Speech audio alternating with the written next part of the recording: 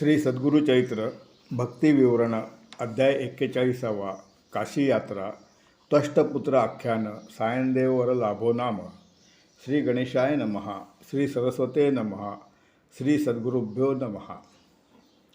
अशा प्रकारे आपण नामधारक आणि सिद्ध यातील संवादाच्या माध्यमातून श्री सद्गुरु चरित्र कथन करीत आहोत, श्रवण करीत आहोत। नामधारक सिद्धास बोलता झाला की जय जया सिद्ध मुनी, तू तारक या भवानी नाना धर्म विस्तारोने श्री सद्गुरु चरित्र निरोपिले।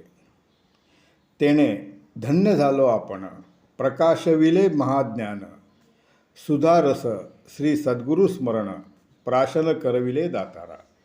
की तुझ्या कृपेनं आज अमृतासारखं त्या ठिकाणी श्रवण, अमृतरूपी श्रवण मला प्राप्त झालेलं आहे की ज्यामुळे खरोखरच माझं आयुष्य धन्य झालं।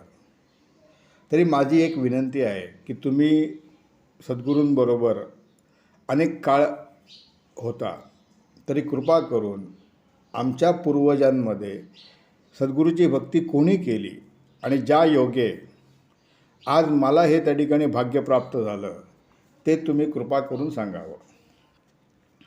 त्यावेळेस तो सिद्ध बोलता झाला की तुझा पूर्वज सायनदेव त्याचं नाव होतं,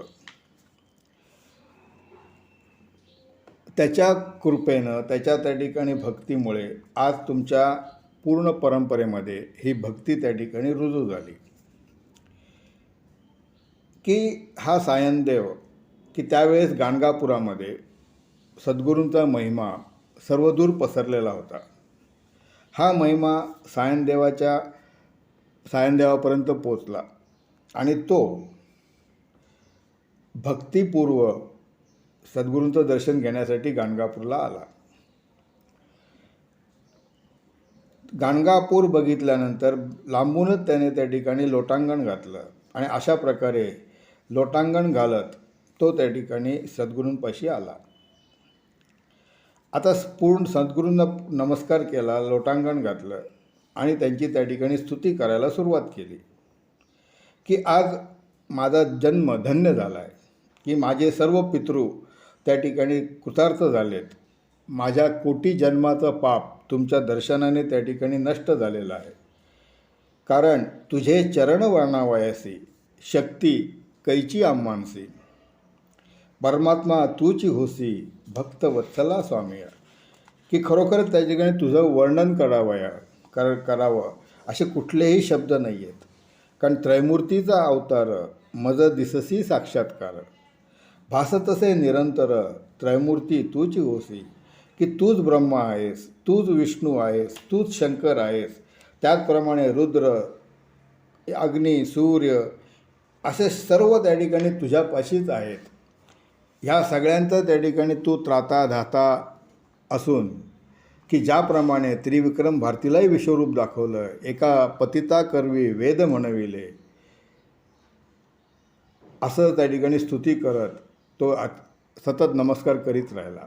की आनंद जळ लोचनी, म्हणजे तो एवढा सद्गतीत झाला, एवढा भावूक झाला की आपल्या डोळ्यातून त्या ठिकाणी अश्रू यायला सुरुवात झाली। की आनंद जल लोचनी निघे संतोषे बहुमनी, नवरस भक्ती करुनी स्तुती केली सद्गुरूची, श्री सद्गुरूची।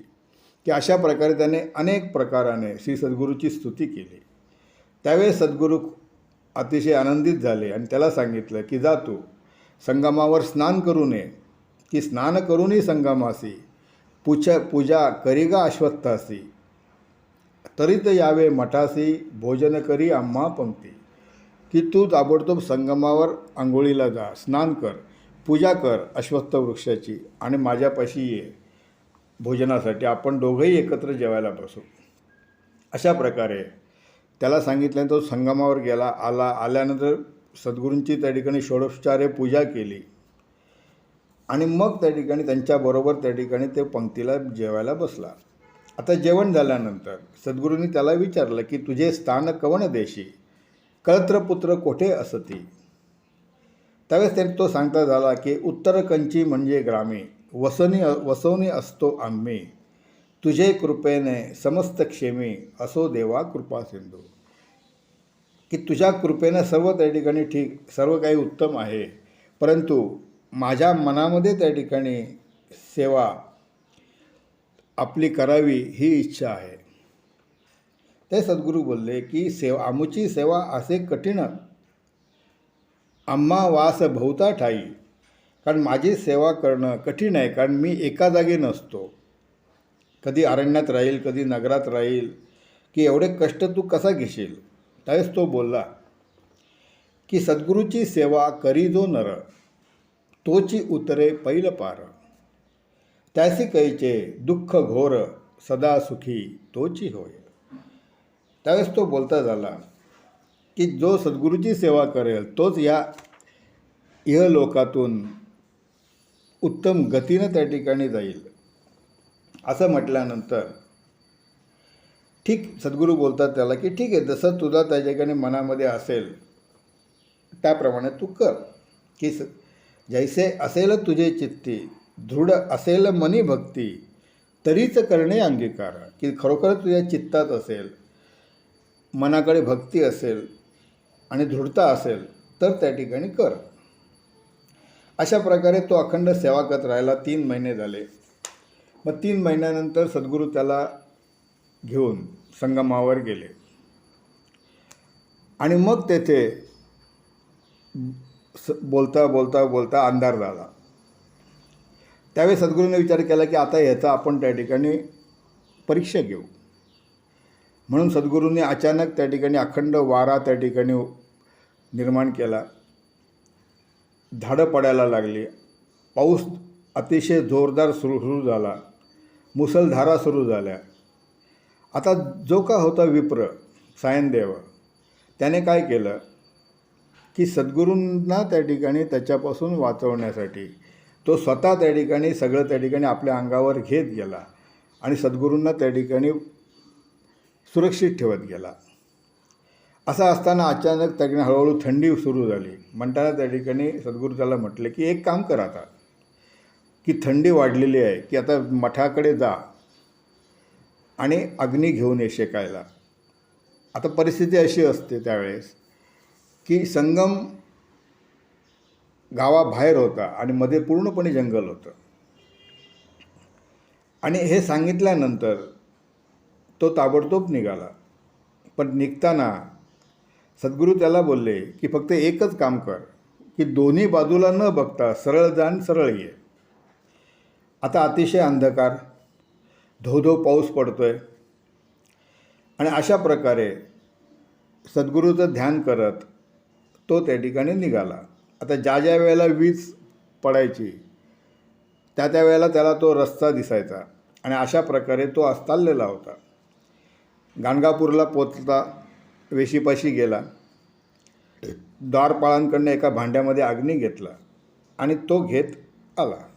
येताना त्याला स्मरण झालं की सद्गुरूंनी आपल्याला सांगितले की दोन्हीकडे बघू नको. पण माणसाचं मन असं असतं ना की आपल्याला एखादी गोष्ट करू नको म्हटलं तर आपण हटकून करणार का, तर काय आहे ते बघायला. हा माणसाचा स्वभाव आहे. त्यामुळे त्याने काय केलं की आपल्या एका बाजूला बघितलं, त्यावेळेस त्याला एक 5 फडाचा नाग दिसला बरोबर येताना. दुसरीकडे बघितलं तर तिथेही त्याला तो नाग दिसला, सर्प दिसले आणि तो घाबरून त्या ठिकाणी पळत सुटला. आणि घाबरून जात असताना स्मरता झाला श्री सद्गुरूसी, एको भावे धैर्यसी, जातो विप्र शीघ्रेसी, पातला संगमा जवळीके. म्हणजे अतिशय धैर्यानं त्याने काय केलं तर सद्गुरूंचं स्मरण केलं आणि असा त्या ठिकाणी तो संगमावरती पोचला. त्याने दुरून बघितलं की सद्गुरू स्वारी तिथं बसलेली आहे आणि धावत धावत आला. त्याच वेळेस त्याने बघितलं की दोन्ही सर्प तिथेच येऊन सद्गुरूंना नमस्कार करून निघून गेले. त्यावेळेस सद्गुरू बोलले की एवढा भयभीत का झाला आहेस, कारण तुझं रक्षण करण्यासाठीच मी ह्या दोघांना पाठवलं होतं.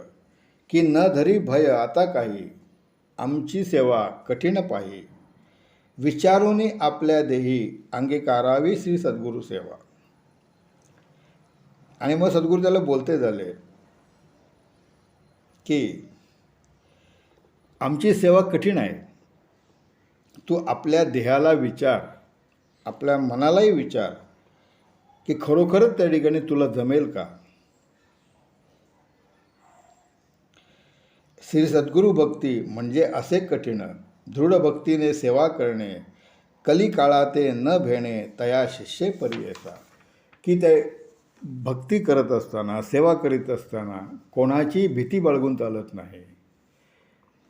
असं सांगितल्यानंतर तो सद्गुरूंना विनंती करता झाला की मला की श्री सद्गुरू भक्तीचा प्रकार निरोपावे श्री सद्गुरू, जेणे माझे मन स्थिरू होऊन राहे तुम्हांजवळी. की मला आता त्या ठिकाणी सद्गुरू भक्तीचा प्रकार, सद्गुरू भक्ती कशी करावी याचं त्या ठिकाणी मार्गदर्शन करावं की जेणे गुणे मी तुमच्याजवळ अतिशय स्थिर मनानं त्या ठिकाणी राहीन. की ज्याप्रमाणे कैलासावरती शंकराबरोबर पार्वती आहे, त्याचप्रमाणे मला अखंड त्या ठिकाणी तुमच्याबरोबर राहायचं आहे. असं सांगितल्यानंतर मग श्री सद्गुरू त्यांना त्या ठिकाणी कथा सांगते झाले. नमस्कार. जय जय रघुवीर समर्थ.